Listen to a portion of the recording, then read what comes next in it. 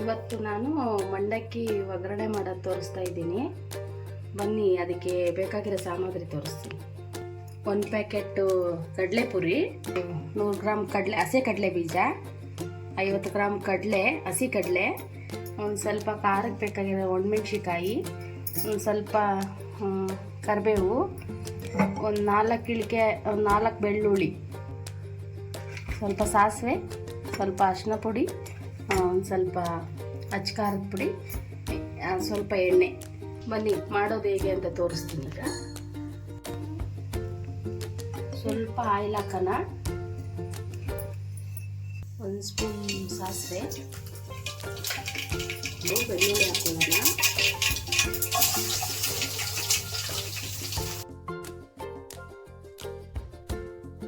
ಸ್ವಲ್ಪ colour change ಆಗೋವರೆಗೆ fry ಮಾಡಬೇಕು.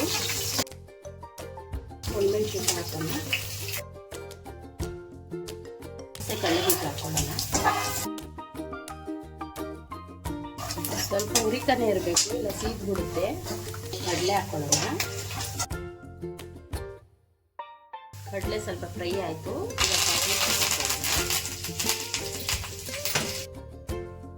Table spoon ಅರಿಶಿನ ಪುಡಿ ಹಾಕೊಳ್ಳೋಣ. ಸ್ವಲ್ಪ ಅಚ್ಚಕಾರದ ಪುಡಿ, ರುಚಿಗೆ ತಕ್ಕಷ್ಟು ಸ್ವಲ್ಪ ಉಪ್ಪು. ಇವಾಗ ಆಗಿದೆ, ಗ್ಯಾಸ್ ಆಫ್ ಮಾಡ್ಕೊಳ್ಳೋಣ. ಹಾಕಿ ಚೆನ್ನಾಗಿ ಮಿಕ್ಸ್ ಮಾಡ್ಕೋಬೇಕು.